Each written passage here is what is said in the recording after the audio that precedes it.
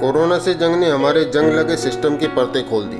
काश हमारी आंखें भी खुलें। यूँ तो ऐसा में किसी का भी कोई भी करीबी जब जाता है तो उसकी व्यक्तिगत क्षति का दर्द केवल वही समझ सकता है। लेकिन रोहित सरदाना जैसी धरोहर जब कोरोना त्रासदी के चंगुल में आती हैं तो ये हर किसी के लिए व्यक्तिगत क्षति जैसा होता है। ऐसी हताशा के क्षणों में हिम्मत और ढाढ़स बनाए रखना आसान नहीं होता, लेकिन मानसिक रूप से हमें मजबूत बने रहना है और इस लड़ाई को लड़ना और जीतना है। और हमें विश्वास है कि जीत जाएंगे हम। आपके दोस्त अनुज त्यागी का नमस्कार। आगे बढ़ते हैं और लगाते हैं इस हफ्ते की बड़ी खबरों में फनी तड़का।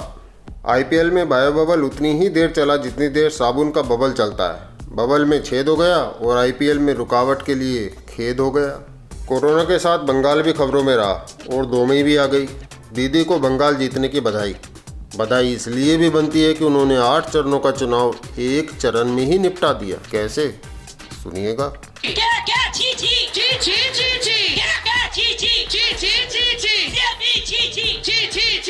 बंगाल में भी कांग्रेस ने अपने प्रदर्शन को बरकरार रखा। कांग्रेस की हालत देश में एसबीआई के एटीएम जैसी हो गई है। मिलेंगे हर जगह लेकिन खाली। इस पार्टी की वर्तमान स्थिति को देखते हुए बस एक ही चीज़ मैचिंग है, वो है इसका चुनाव निशान। जैसी पार्टी की स्थिति वैसा उसका चुनाव निशान, खाली हाथ। भाजपा को भले सफलता न मिली हो लेकिन प्रयासों में कोई कमी न थी। पार्टी के टॉप लेवल ने ग्राउंड लेवल की जान की बाजी लगा दी।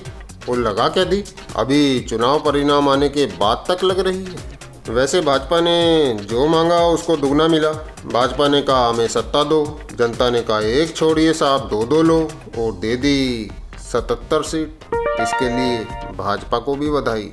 कोरोना महामारी को देखते हुए भारत ने कोरोना वैक्सीन पर से इंटेलेक्चुअल प्रॉपर्टी राइट्स एक्ट हटा लेने की बात की, लेकिन इस पर बिल गेट्स ने इंटेलेक्चुअल प्रॉपर्टी एक्ट की वकालत की और कहा कि जिसने वैक्सीन बनाया पेटेंट उनका ही होना चाहिए। बिल साहब ने ऐसा बयान देकर खुद को बुल बताने की कोशिश की, लेकिन दुनिया भर की थू होने के बाद उनका यह बयान बुलशिट ही साबित हुआ। और एक तो करेला ऊपर से नीम चढ़ा।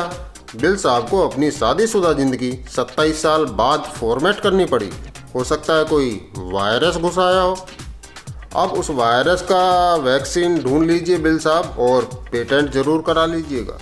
और अपने पूनावाला जी ऐसे मौके पर लंदन रवाना हो गए। हालांकि बिल गेट्स जी का बयान और पूनावाला जी की रवानगी लगभग एक ही समय की घटनाएं हैं, लेकिन इनमें कोई सीधा संबंध नहीं है। वैसे कृत उल्टा है तो संबंध भी सीधा कैसे हो सकता है। उधर वुहान में स्ट्रॉबेरी फेस्टिवल मनाया गया जिसमें हजारों लोगों ने शिरकत की।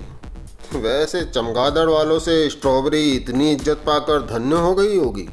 दोस्तों, कोरोना का प्रकोप अभी जारी है।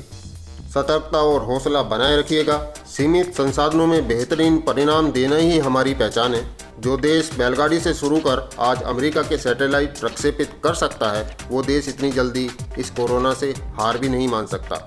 लड़ेंगे और जीतेंगे, मन में है विश्वास।